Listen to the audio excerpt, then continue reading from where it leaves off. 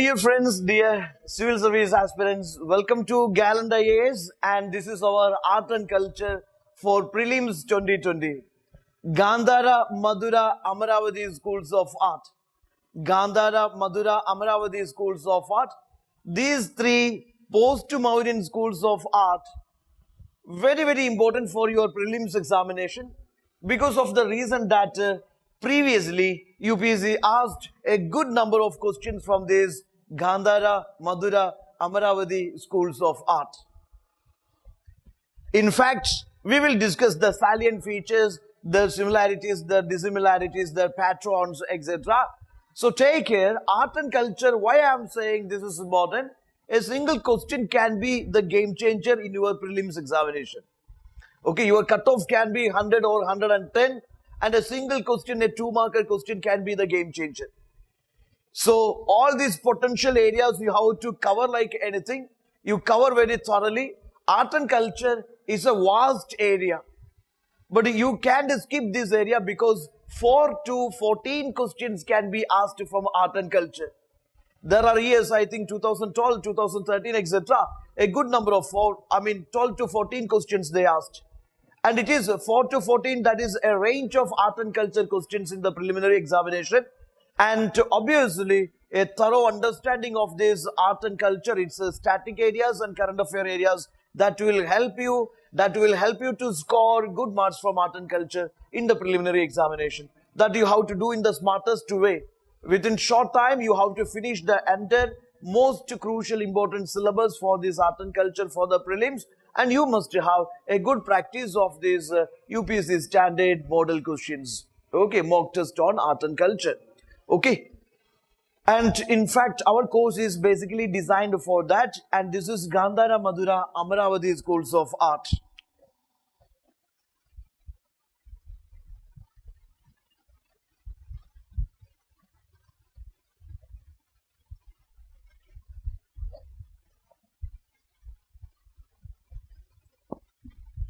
Gandhara, Mathura, Amaravati schools of art. Few points, let me tell you.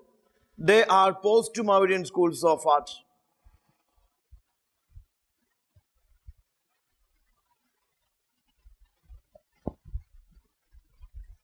They are post-Mauryan schools of art.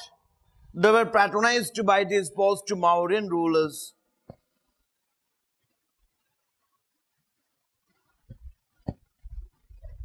And they complemented each other.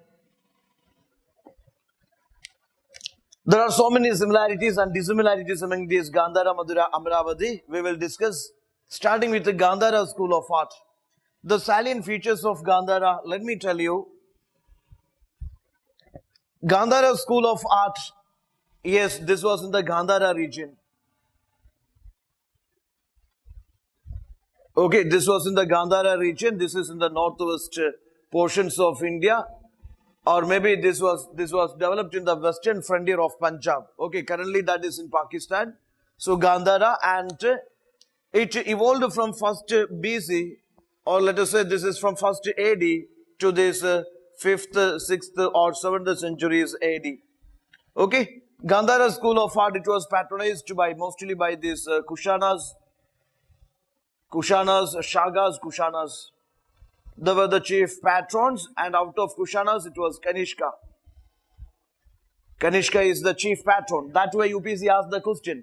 The patron of this particular school of thought, the patron of this particular school of sculpture, UPSC asked this question, or this particular school of temple architecture, UPSC asked the question. So, most important patron was Kanishka. Gandhara was a fusion art. Gandhara had this mixture of this Greek, Roman traditions, the styles and techniques, which is borrowed from this Greek, Roman styles and techniques of sculpting.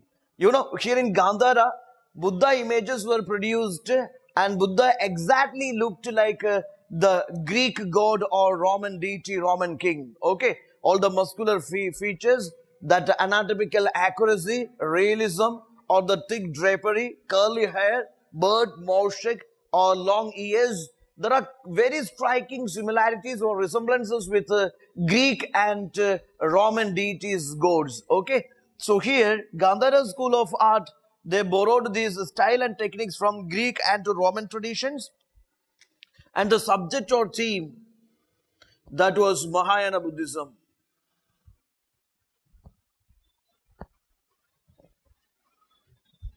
It was Mahayana Buddhism.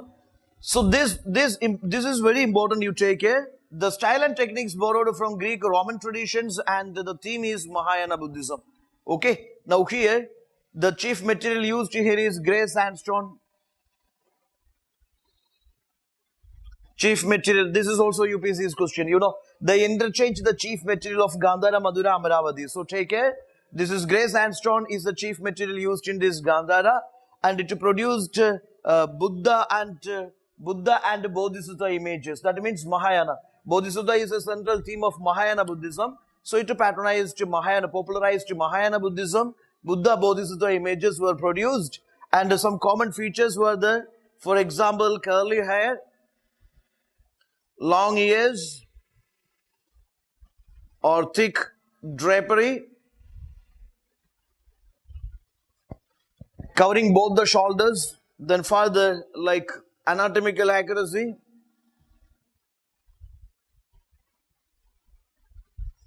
okay, anatomical accuracy, muscular physics, just like a Salman Khan you see, or it is like a Arnold, you see that. I mean, that muscular physique, that was very, very important. I mean, anatomical accuracy was just for fun. This is anatomical accuracy was very, very important here. Naturalism or realism, that was very, very important here. And minutest detailed sculpting of the image, that was very, very important here. All such are Greek Roman traditions, okay. So anatomical accuracy, or this naturalism or realism, and this detailed sculpting, all these concepts are very central to this Gandhara school of art. And Buddha Bodhisattvas looked exactly like a Greek Roman images, like Greek god Apollo or Zeus or Hercules, like that they produced Buddha here. Now, Mathura school of art.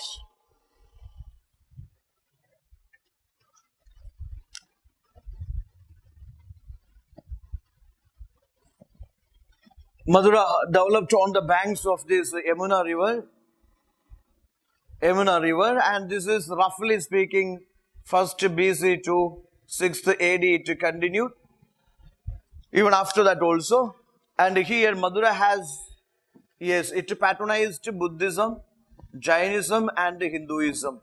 All the three popular religions got equal representation in this Mathura school of sculpture or Mathura school of art. I mean, the sculptures of Buddha, Bodhisattvas or Tirthankaras and Vishnu, Shiva deities being sculpted in this Mathura school of art.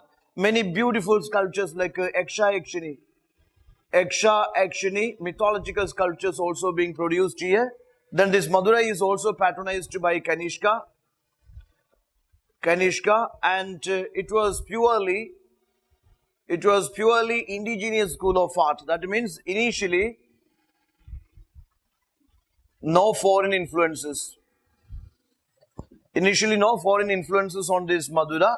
Okay. And here Mathura was given to more importance to that is spirituality. It was very important. In Mathura you can see that, for example, Buddha's head was surrounded by a halo, and the halo is, profusely decorated. Halo is beautifully decorated.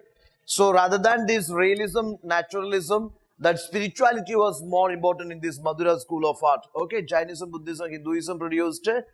There is a specimen Buddha surrounded by two bodhisattvas, one bodhisattva holding Padmabani, one bodhisattva Padmabani holding lotus, Vajrabani holding thunderbolt. That is a specimen from this Mathura school of art, because UPSC asked the question, this particular specimen belongs to this particular school of art. Okay, and the spotted red sandstone was the chief material used here. That's another UPSC question. Chief material they will interchange. So spotted red sandstone is used here, and a very profusely decorated, beautifully decorated halo around the head of this Buddha. That is to indicate spiritualism, So that decorated halo, yes, that circle behind the head of Buddha, that is a common feature of this Mathura school of art. It was purely an indigenous school of art. Later, the foreign influences, Gandhara school of art also influenced Mathura. Okay. So take care, that is Mathura.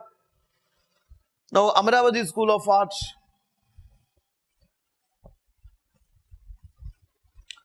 Mathura initially not given importance to anatomical accuracy. So they produced Buddha. Buddhas were bubbly Buddhas. You know, they produced Buddha without any dieting. You see, very bubbly, fleshy Buddhas they produced. Laughing Buddhas they produced. Now you could see that they reduced the size. When the Gandhara influenced, reduced the size. And very, physically fit Buddhas they produced. Okay, slender Buddhas produced later stage. Now this is Amaravati. Amaravati School of Art, you should understand.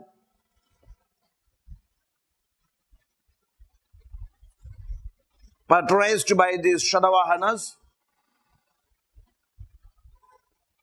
Patronized by Shadavahanas. And later Ishwagus. Patrons are very important here. Amaravati School of Art, it was patronized by Shadavahanas, later Ishwagus. Amaravati School is also known as narrative art. Buddha's depiction that is not in anthropomorphic tradition. Buddha's depiction that is symbolic, using signs and symbols, etc. Buddha is depicted here, and this is narrative art. Narrative in the sense that the themes are taken from Jataka tales, and the sequences or the sculpture is done in such a way that the different sequels of a story or from life events of Buddha. So this is a narrative art. In a single panel, multiple characters will be there, resembling like a story sequence. Okay, so this is known for its narrative art. And Tribhanga posture. Tribhanga posture, Amaravati, yes, exactly. Amaravati, most of the characters are in the Tribhanga posture, 3 deflections in the body. You know, one of the Odissi classical dances, etc. You can see that statue posture, Tribhanga posture. So the characters, most of the characters are in the Tribhanga posture. Again, this Buddha's depiction, I told you, it was in signs and symbols, no anthropomorphic traditions. Then again, I said that Amaravati used white marble as the chief material. Okay, as the chief material. So Gandhara used grey sandstone, Mathura used spotted red sandstone, Amaravati used white marble. Many secular images also produced here. The Shadavahanas were initial patrons and later Ishwagus. Shadavahanas were Brahminical rulers, but it shows their religious toleration. Even they patronized Buddhist school of art, okay, and Stupa, etc. So this is what Gandhara, Mathura, Amaravati, and detailed analysis we will be doing in our upcoming sessions. Okay, so get the basic ideas, Gandhara, Mathura, Amaravati, and how they are different from each other, the similarities or dissimilarities, and what are the central features of each school of art, their patrons, their features, their location, their specimen. All these concepts are important for you. So have a thorough revision. Wishing you all a great success in the upcoming prelims. So have a great day. Thank you. Please subscribe our channel for more UPSC oriented preparation. Okay. Thank you.